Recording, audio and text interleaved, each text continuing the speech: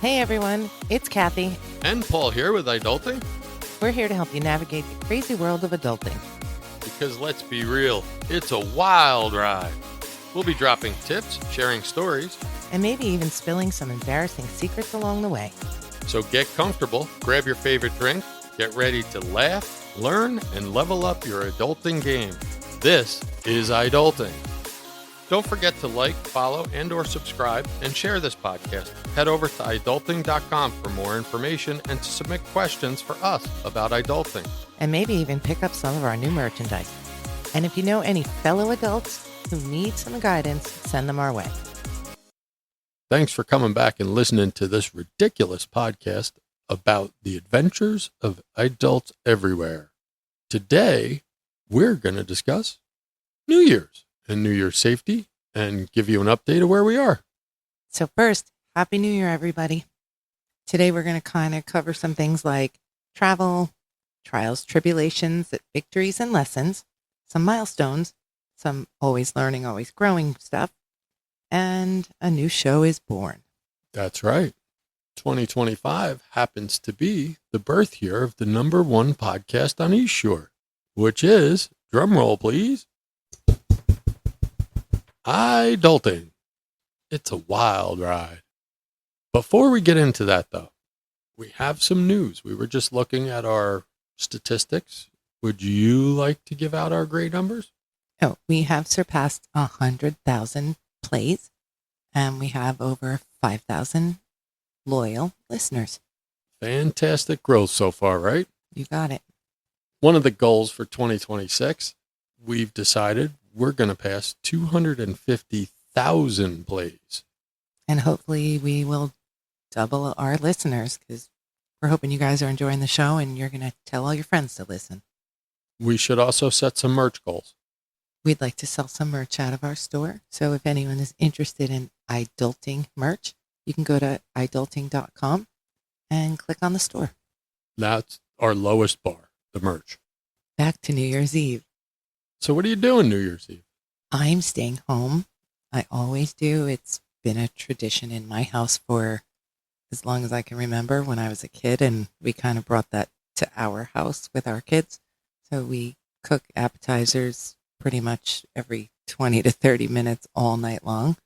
And then we celebrate together the new year with champagne and bubbly apple cider. And we go outside and bang some pots and pans and occasionally set off some fireworks. And that is our big event. It is. Sounds pretty safe. It is safe. That's probably why my parents started it. So if you're staying at home or coming to our house, that's pretty safe.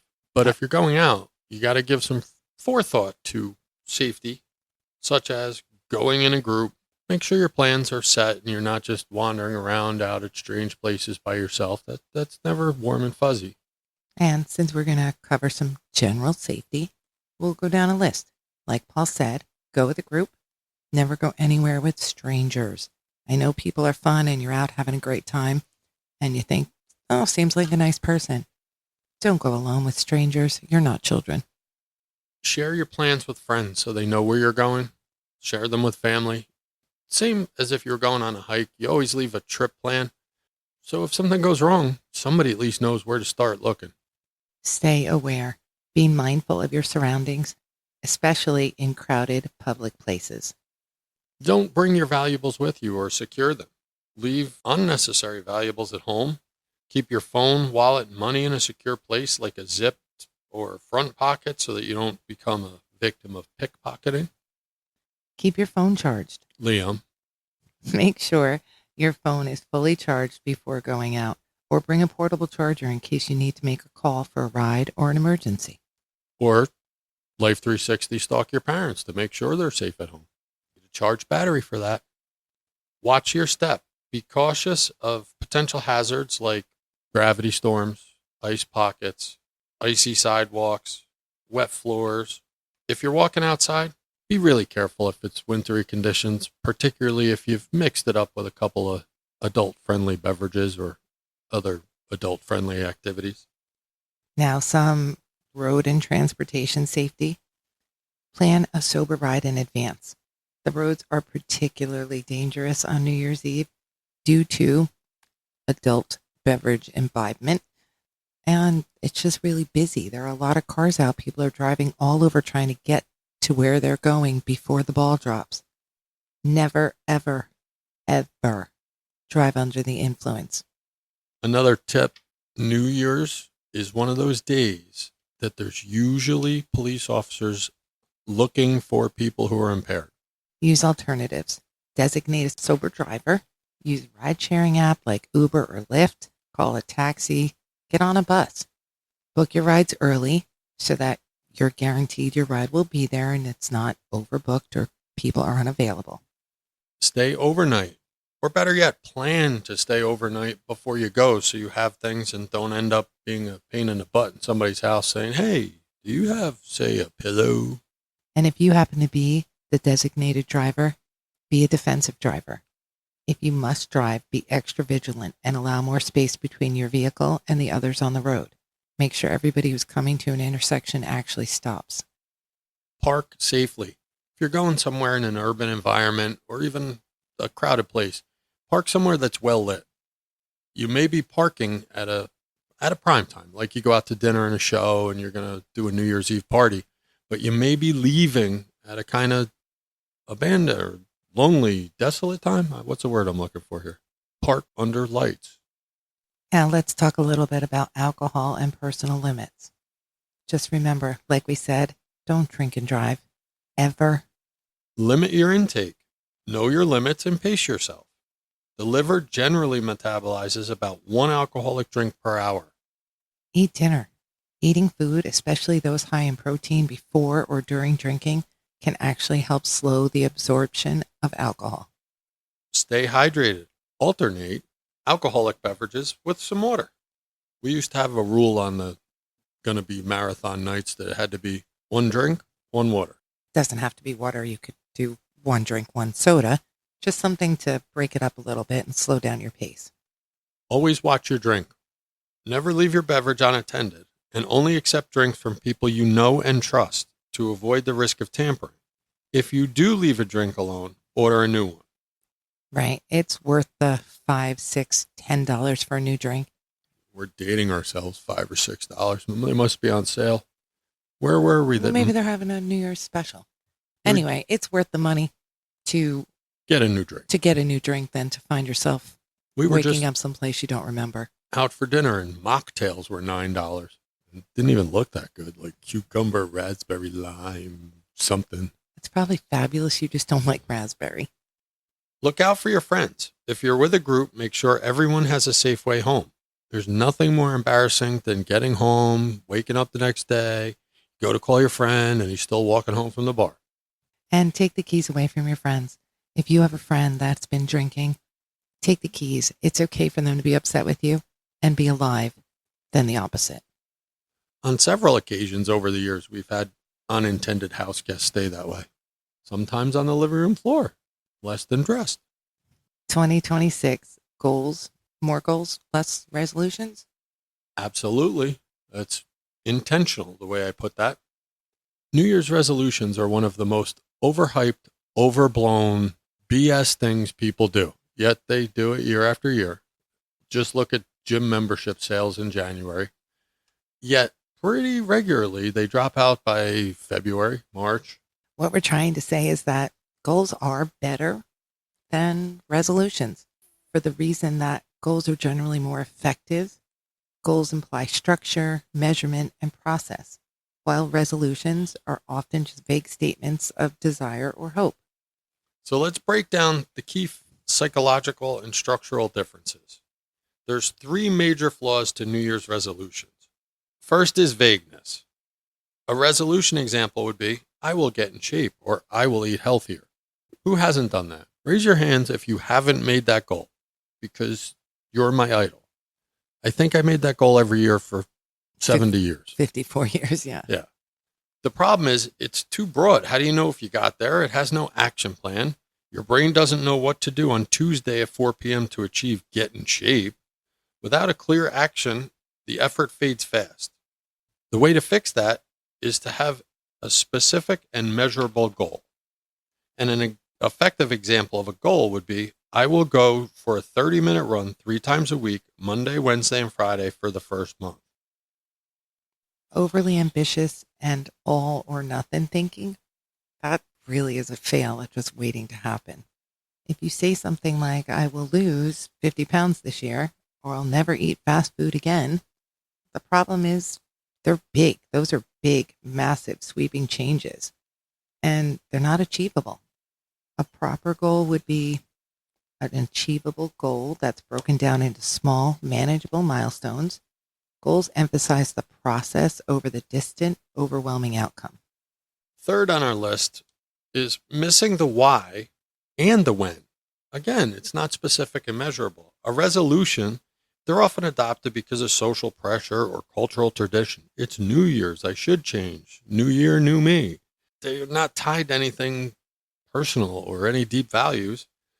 So without that strong intrinsic relevance, the why, and a specific time-bound deadline, the when, there's no lasting motivation or urgency when the initial January enthusiasm wears off, which for many people is January 1st when they wake up with a throbbing headache and their mouth is dry.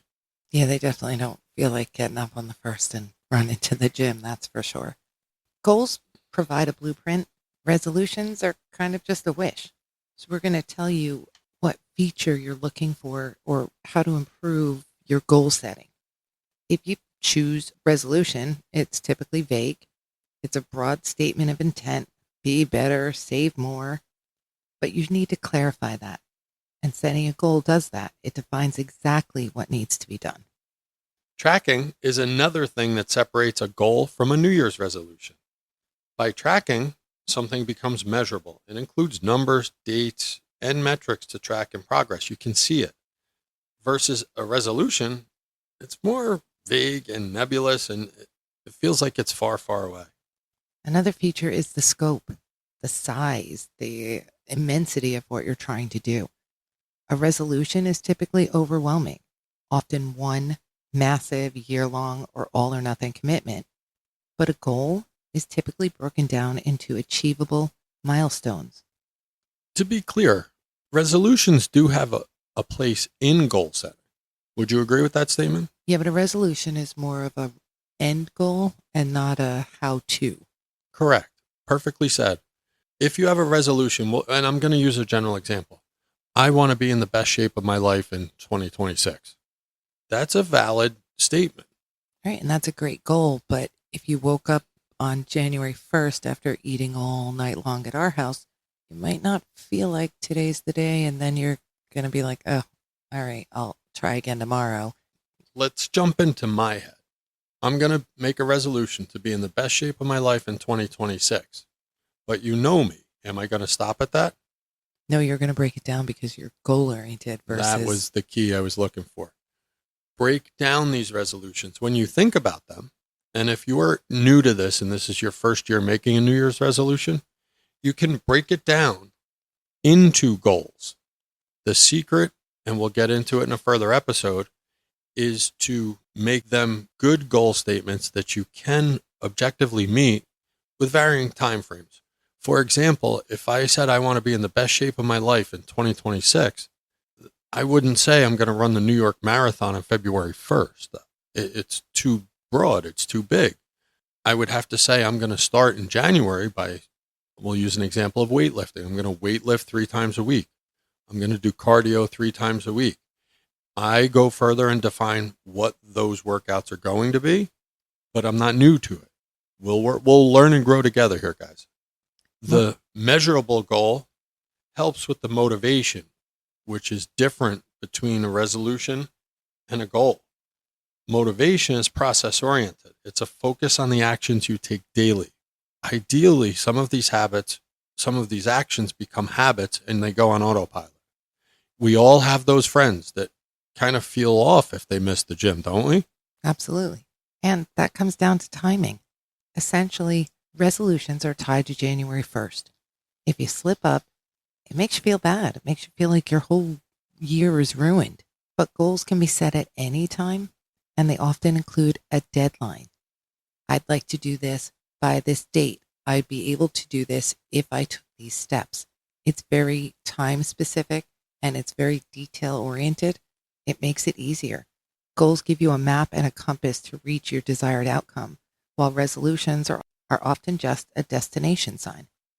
In a nutshell, goals, well written, are very, very effective when they were set and managed correctly, making them one of the most powerful and well researched concepts in organizational and motivational psychology. That being said, I'd like to switch gears a little bit here. It's our New Year's episode. It is our New Year's episode. So, how do you think our 2025 went? I think it went okay. I think it did too. We had no idea how to make a podcast. I didn't even know what a podcast really was. This started on a long conversation in the car and turned into iDulting. It did, and it keeps growing. And I love it. I love doing it. I love talking. I love meeting people that have listened to the podcast, and Well, you're kind of a big deal. they tell us thank you and ask us to discuss certain topics they're having a hard time with. And it feels good to be able to help. If you guys have any topic ideas or you'd like us to cover something, reach out for us on the website or go to our social media. Kathy's doing a fantastic job with that. Currently on Facebook, but where are we going next? TikTok. We're going to be on the TikTok, everybody. Well, do we have any other family news we'd like to share for 2026? No, I don't think so. I think we're good. Everyone's healthy and happy and plugging away. And I'm hoping that they just keep achieving and setting goals and moving forward and growing up. I'd like to share. Can I share? Sure. It's good. Go ahead. All 6 of us are going to be under the same roof again. And we're going to upgrade our equipment. I guarantee you we're going to hear some more people on this show. What do you think of that? I think that's a great idea. Do you think they will? I think they will. I think they will too. Don't hesitate to reach out, social media, email. Thank you so much for listening. And our wish for you is a safe and happy, healthy new year. May this year bring you peace, love, and endless joy. Happy New Year, everybody. Wishing you strength, wisdom, and happiness as you embrace this new year, 2026. May every challenge turn into an opportunity and every joy be multiplied. Here's to a year of growth, gratitude, and treasured memories. May the new year be a chapter full of love, romance, and new adventures. Lots of love, everybody. Talk to you soon. Thanks for listening. Just remember, you've got this, adults. Keep your head up, your spirits high, and keep adulting with us. Go forth and conquer the world, or at least your to-do list. And don't forget to like, follow, and or subscribe. Tell your friends, share the podcast, and head over to iDulting.com for more information and to connect with us. See you on the next episode. Be safe.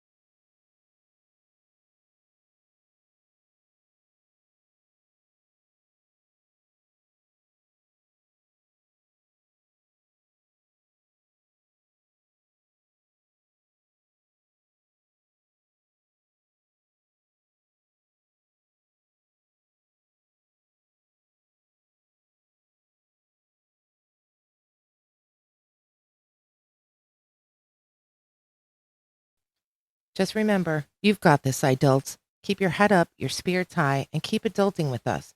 Go forth and conquer the world, or at least your to-do list. And don't forget to like, follow, and or subscribe. Tell your friends, share the podcast, and head over to iDulting.com for more information and to connect with us. See you on the next episode. Be safe.